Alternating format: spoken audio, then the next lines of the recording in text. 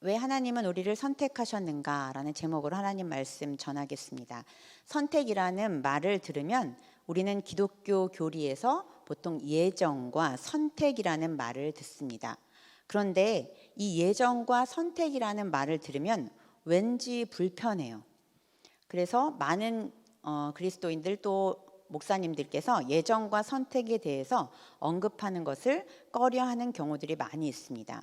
그 이유는 왜 누구는 선택하고 누구는 선택하지 않느냐라는 말이 우리 마음속에 있기 때문입니다. 그 말이 나오는 이유는 바로 예정에 대한 오해를 했고, 두 번째로는 예정하고 선택하시는 하나님에 대해서 오해하기 때문입니다. 그러니까 예정이라는 말에 대한 이해를 잘 하지 못하고 예정하시는 하나님에 대해서도 우리는 오해를 하고 있다는 것이죠. 그래서 일단 이 문제를 살짝 해결하고 가겠습니다. 예정하사, 오늘 말씀에서 그 기쁘신 뜻대로 우리를 예정하사라는 말을 했습니다. 이 예정하사라는 단어의 뜻은 우리는 이 단어를 보통 운명론으로 해석합니다. 나는 이미 정해졌기 때문에, 이미 하나님이 선택했기 때문에 나는 괜찮아. 또는 선택하지 않았기 때문에 나는 그냥 예수 안 믿고 살 거야 라는 경우들이 있다는 거죠. 이거는 운명론이라는 거죠. 그러나 이 예정론은 운명론이 아닙니다. 그래서 운명론은 시간의 개념이라면 예정론은 주권의 개념입니다. 예정론은 내가 앞에서 선택을 못 받았으면 뒤에도 똑같이 선택을 못 받았다는 시간의 개념이라면, 예정론은 누가 선택하셨는가라는 주권에 대한 개념이라는 거죠. 그래서 운명론에는 인격적인 개념이 전혀 없습니다. 한번 정한 건 정한 거죠. 그러나 일단 결정된 운명은 피할 수 없다는 생각을 우리는 갖고 있습니다. 그러나 예정론은 주권자이시며 동시에 인격자이신 하나님이 계획과 인도하심이 중요한 것이지 언제 선택했느냐 안 했느냐가 중요하지 않다는 겁니다. 그러므로 예정이라는 개념은 하나님의 넓고 크신 목적, 선하신 목적 아래에 있는 개념인 것을 잊지 말아야 합니다. 신학자 브루스는 이렇게 이야기했습니다. 예정 교리를 가장 잘 보여주는 방법은 철학적인 궤변으로 설명하는 것이 아니고 하나님의 인도를 따라 사는 거룩한 삶을 사는 것이라고 했습니다. 즉 예정론은 우리가 하나님의 인도를 따라 거룩하게 살게 되는 삶을 이야기하는 것이지 어떤 논리를 가지고 우리에게 철학적 궤변으로 설명으로 이루어내는 것이 아니라 바로 삶을 말한다는 것이죠. 이를 다시 정리하면 하나님이 선택하신 이유는 반드시 선하신 목적임을 우리가 오해하지 말아야 합니다. 하나님께서 선택하셨다는 것은 그 선택이 반드시 선한 것이라는 것이죠. 그리고 예정론은 운명론이 아니며 하나님의 인격적인 계획과 인도하심 속에 있다라는 개념을 우리가 이해할 수 있어야 합니다. 2차 세계대전이 끝날 무렵에 실제로 있었던 일입니다. 유태인들이 아우슈비츠로 끌려가 죽은 것을 알게 된 독일인 사업가 오스카 쉰들러는 그들을 살리기로 작정을 하게 되는데요. 자신이 운영하는 군수공장에 죽게 된 그들을 취업시키는 방법을 생각해냅니다. 그는 군수공장에 필요한 직원 수를 몇 배나 부풀려서 유대인 노동자를 요구하고 직원의 급여에 해당하는 금액을 독일군에게 지불하기로 합니다. 쉰들러는 필요한 직원의 이름을 한 장의 장부에 기록을 하는데요. 이 장부는 훗날에 무엇이 될까요? 맞아요. 쉰들러 리스트로 알려집니다. 이 리스트에 오른 사람은 수용소에 끌려가지 않고 쉰들러의 공장에서 보호를 받습니다. 유태인들에게 쉰들러 리스트는 곧 생명책입니다. 쉰들러 리스트에 더 많은 이름을 올리기 위해 쉰들러는 더 많은 애를 썼죠. 그 결과 1,100명의 유태인을 고용할 수 있었습니다. 그는 독일군에게 들키지 않기 위해 엄청난 뇌물을 지속적으로 써야 했고 또 실제로 아무 수익도 내지 못하는 유태인들의 생활비를 내느라 전 재산을 탕진하게 됩니다. 그가 거의 파산할 무렵 독일은 패전했고 유태인들은 자유를 얻습니다. 수용소에서 죽을 수밖에 없던 그들이 한 사람의 희생으로 말미암아 아무 대가 없이 생명을 보존할 수 있었습니다. 리스트에 오른 유태인은 왜 자신이 살게 되었는지 모릅니다. 단지 리스트에 이름이 오르는 은혜를 입은 사람인 것입니다. 그래서 예정과 선택은 우리가 죽을 수밖에 없는 죄인이라는 것을 고백하는 전제가 반드시 있어야 하며, 우리가 구원받았다는 그 분명한 사실이 은혜의 결과라는 겁니다. 우리는 무엇을 해서가 아니라 나의 업적이나 나의 지식이나 나의 물질이 구원의 조건이 아니라 바로 은혜라는 것, 은혜의 결과일 뿐입니다. 이러한 개념에서 오늘 본문을 통해 하나님의 선택이 무엇이며 왜 우리를 하나님께서 선택하셨는지 나누기를 원합니다. 첫 번째, 하나님의 선택은 바로 순금입니다. 여러분, 금 참 좋아하시죠? 금이 많이 올랐어요. 네. 순금의 특징은 다른 금속이 섞이지 않아서 순수한 금이라고 표현하죠. 그리고 또 하나의 특징은 뭘까요? 금은 변하지가 않습니다. 하나님의 선택도 순금처럼 변하지 않을 뿐더러 하나님의 그 선한 목적이 다른 불순물과 절대로 섞여 있지 않다는 뜻이죠. 오늘 본문에서 기쁘신 뜻대로, 여기에서 이 기쁘신 뜻대로라는 뜻은 델레마토스의 원형인 델레마라고 합니다. 하나님 자신이 주권으로 계획하신 경륜과 목적을 가리키는데요. 이 델레마는 이 뜻이 시간과 환경을 초월하여서 영원히 변하지 않는다라는 뜻을 갖고 있어요. 그래서 하나님이 우리를 선택했다는 믿음이 생길 수도 있고, 하나님의 뜻이 불순물이 들어가지 않았다고 우리가 여길 때 이 델레마를 믿고 우리가 이 예정하심의 은혜를 감사할 수 있다는 것이죠. 인간은 시시각각 마음이 변합니다. 오늘 다르고 내일 다르고 심지어 10분 전, 10분 후가 다르죠. 생각이 변하고 감정이 변합니다. 이랬다가 저랬다가 왔다 갔다 하죠. 그런데 이 하나님의 델레마는 절대로 변함이 없습니다. 그리고 어떤 다른 불순물과도 섞여 있지 않습니다. 그러므로 우리를 선택하신 그 하나님의 뜻은 변치 않으시고 우리를 끝까지 이끌고 가신다는 단호한 결정을 보여주는 말씀이죠. 두 번째로 하나님의 선택은 포기입니다. 오늘 우리 기훈 형제가 굉장히 찬양을 좋은 걸 선곡해 주셨는데 전 설교문을 본 줄 알았잖아요. 하나님의 선택은 포기입니다. 선택의 동의어는 포기라고 저는 말씀드리고 싶습니다. 무언가를 고르기 위해서는 우리는 무언가를 포기해야죠. 우리가 결혼을 한다는 것은 한 여자를 선택하고 무수히 많은 여자를 포기한다는 거죠. 아멘. 네. 그래서 여러분들이 지금 시집 장가를 안 가고 계신 거잖아요. 그죠? 포기를 못해서. 그러므로 선택은 희생을 동반합니다.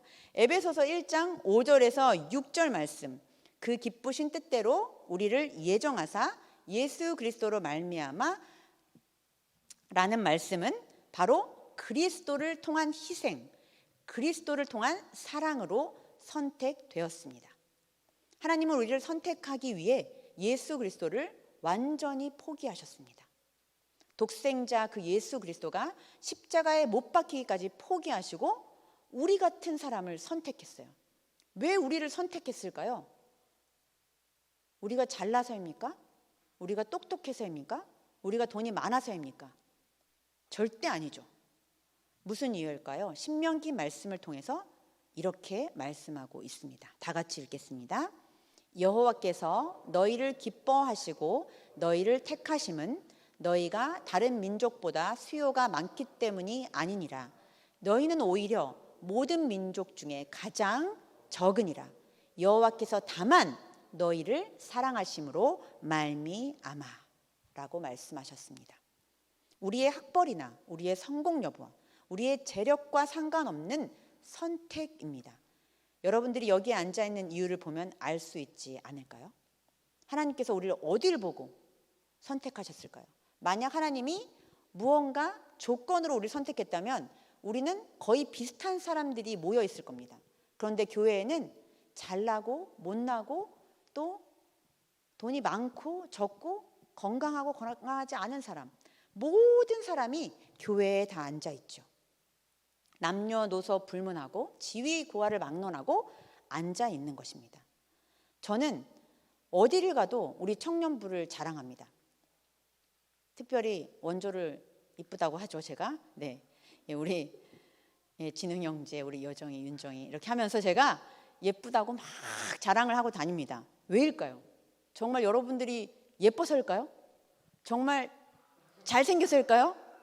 그런 분도 가끔씩 한 분씩 있지만 여러분들을 제가 사랑하고 여러분들을 막 자랑하고 다니는 이유는 뭐예요? 우리 한문 공동체가 내 사역에, 우리 사역 안에 있는 우리 공동체이기 때문에, 그리고 내 청년이기 때문이에요. 여러분들이 잘 나가서가 아니라, 여러분들이 잘생겨서가 아니라, 여러분들이 똑똑해서가 아니라 그냥 우리 청년부를 내가 사랑하고 좋아하기 때문이에요. 그런데 좋아하고 사랑하는데 우리가 이유가 있을까요? 저도 잘 모르겠어요. 왜 건수가 귀엽고 왜 원조가 사랑스러운지 저도 잘 몰라요. 근데 왜 그럴까요? 사랑하는 데는 이유가 없어요. 만약 여러분이 애인을 사귀는데 조건 때문에 좋아한다고 하면 여러분 뭐라 하겠습니까? 정말 잘 가는 것 같아, 결혼 잘하는 것 같아, 이렇게 할까요? 세속적이다, 계산적이다, 난리 날 겁니다, 여러분. 이처럼 하나님은 우리를 사랑하시기 때문에 모든 것을 포기하고 우리를 선택하신 것입니다. 그 사랑은 우리가 감당할 수 없고 그 신묘막측한 그 사랑을 우리가 감히 수치를 잴 수도 없습니다. 요한일서 4장 10절에 이렇게 주님은 말씀하십니다. 사랑은 여기 있으니 우리가 하나님을 사랑한 것이 아니요 하나님이 우리를 사랑하사 우리 죄를 속하기 위하여 화목제물로 그 아들을 보내셨습니다. 그 예수 그리스도를 포기하시고 사랑하는 우리를 선택하셨습니다. 하나님의 선택은 마지막으로 내 자식입니다. 자식을 한자로 하면 아들, 자, 쉴 식자를 쓰는데요. 여기에서 식자는 쉬다, 호흡하다, 생존하다라는 뜻이 있습니다. 한마디로 자식이라는 말은 살아있는 아들이라는 뜻이죠. 하나님은 우리를 죽은 자로 살지 않게 하시고 산 자로 살게 하시는 것을 하나님이 선택하셨습니다. 우리가 살아있는 자로 살기를 원하셨습니다. 이것은 우리가 호흡하는 것 그 이상을 이야기하죠. 에베소서 1장 5절 6절 말씀에 우리가 살아있다는 것을 에베소서는 이렇게 말씀하죠. 그의 은혜의 영광을 찬송하게 하려는 것이라. 살아있는 자식은 은혜와 영광을 찬송하게 하려는 것이라 말씀합니다. 찬송은 무엇이죠? 바로 예배를 의미합니다. 하나님의 선택의 목적은 우리 자식이 살아있음을 깨닫도록 하기 위함인데 이 살아있음은 예배하도록 하는 것입니다. 다른 말로 거룩함이라고 할 수 있습니다. 칼빈 기독교 강요를 보면요, 칼빈이 이런 말을 했어요. 거룩함이 선택의 원인이 아니라 결과다라는 표현을 했습니다. 이 말은 즉슨 우리가 거룩하기 때문에 주님이 우리를 선택하고 예배를 받으심이 아니라 우리가 주님을 믿고 예배하게 되면 거룩함으로 결과가 나타난다는 거죠. 거룩한 삶의 구원의 조건이 아니라 구원받은 자의 표징이라는 뜻입니다. 하나님의 선택은 조건이 없지만 그렇다고 선택의 목적까지 없는 것은 아닙니다. 선택에는 분명한 하나님의 목적이 있습니다. 우리를 거룩한 예배자로 살도록 하기 위해 선택하셨다는 말이죠. 하나님이 우리를 내 자식, 살아있는 내 자식이라고 하나님의 자녀 삼으심을 목적으로 삼았다는 것입니다. 여기서 다시 자식에 대한 한자를 다시 보면 내 자식이 예배를 통해서 쉼을 얻는 것이 목적이라는 것이죠. 내 자식이 예배를 통해서 호흡하고 기도하는 것이 목적이라는 것입니다. 내 자식이 예배를 통해서 죄로 죽은 삶이 아니라 예수로 살아있는 삶을 아는 것이 바로 하나님이 우리를 선택하신 목적이라는 것이죠. 우리가 예배를 통해서 이러한 목적을 이룰 때 하나님의 자식으로서 가장 행복한 삶을 살 수 있다. 그게 바로 내 자식으로서 살아있는 삶이다 라는 이야기를 하고 있는 것입니다. 저도 자식을 키우지만 아이들한테 바라는 게 있다면 우리 아이들이 건강하게만 자라다오, 행복하게 자라다오, 플러스 조금 공부를 잘했으면 좋겠다는 그런 것도 있지만 제일 중요한 것은 아이가 하고 싶은 일을 하면서 잘하는 일을 하면서 행복하게 살기를 원합니다. 하나님도 내 자식인데 행복하기를 원하시는 것이 당연하지 않겠습니까? 우리는 행복할 이유가 당연히 있습니다. 전능한 하나님의 자녀인데 삶이 행복하지 않고 불행하다면 왜 예수를 믿겠습니까? 왜 교회에 다니겠습니까? 저는 왜 여기에 서 있겠습니까? 우리는 자녀를 위해서 밥을 먹이고 씻기고 키우는 일을 합니다. 그 아이들이 어떤 방향으로 가야 할지, 어떤 직업을 선택해야 할지, 누구와 결혼해야 할지 매우 삶이 불안합니다. 그러나 하나님은 불안하지 않습니다. 하나님은 전능하신 분이기 때문입니다. 우리가 하나님 자식으로 행복해지려면 원리를 하나님께서 말씀하셨습니다. 바로 무엇일까요? 예배라는 것입니다. 그래서 우리를 예배자로 부르셨기 때문에 그 예배를 통해서 우리가 행복하기를 원하신다는 것이죠. 예배에 대해서 배웠는데요. 여러분, 오늘 이제 예배에 대한 마지막 부분을 제가 설교하고 있는데요. 예배란 다시 한번 어떤 것인지 정의를 보고 가겠습니다. 예배란 시작.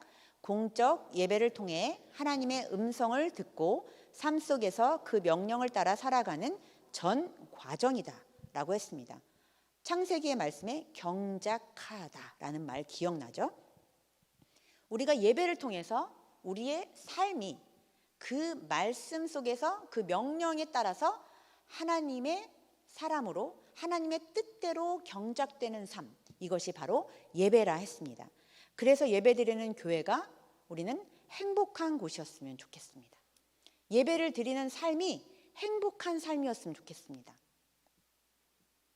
예배드리는 삶의 공간이 저는 친정집 같았으면 좋겠다는 표현을 쓰고 싶은데요.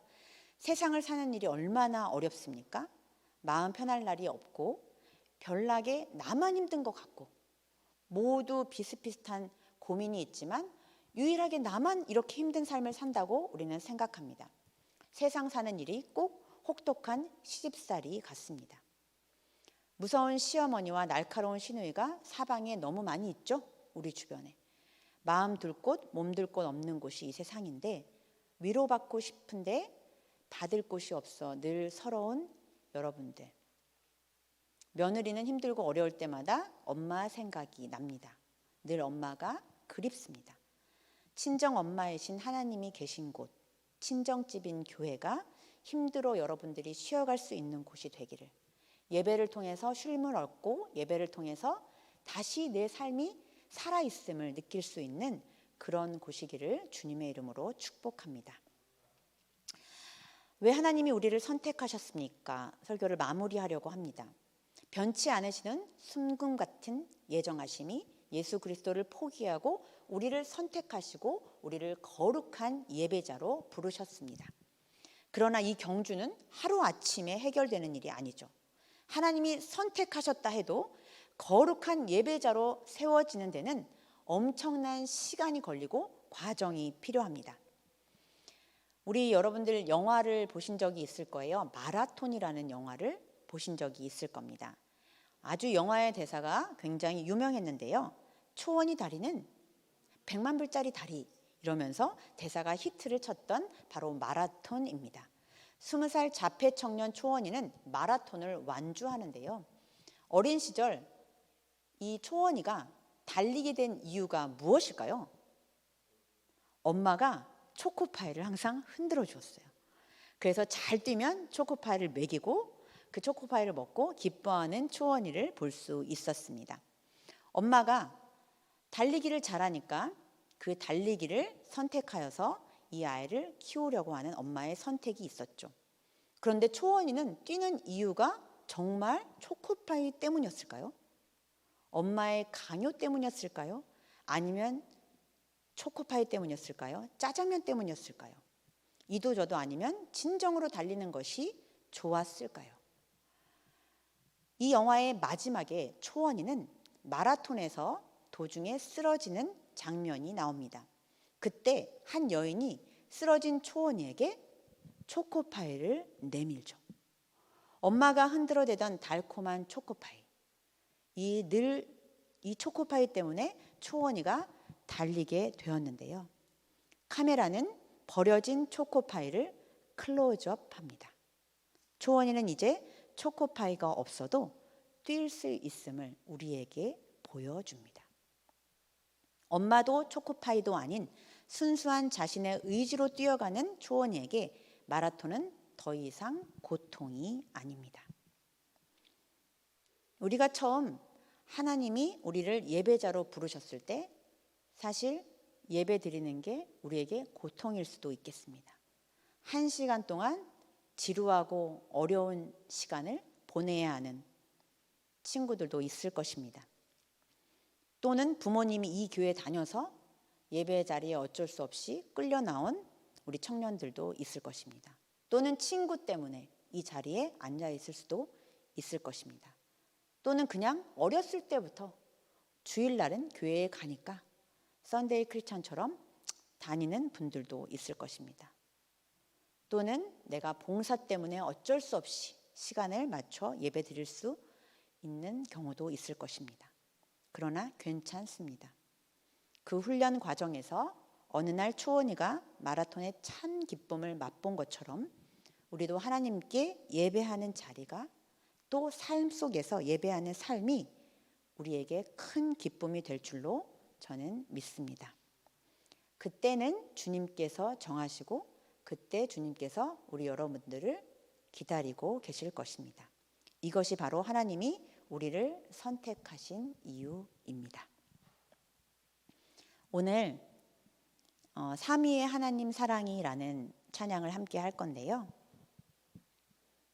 우리를 예정하신 그 하나님이 변치 않으시고 우리를 오늘도 거룩한 예배자로 부르십니다.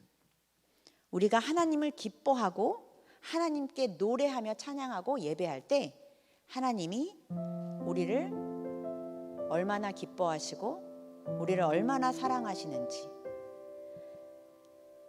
오늘 이 시간에 이 찬양을 통해서 여러분들도 하나님 사랑을 느끼는 시간이 되기를 원합니다.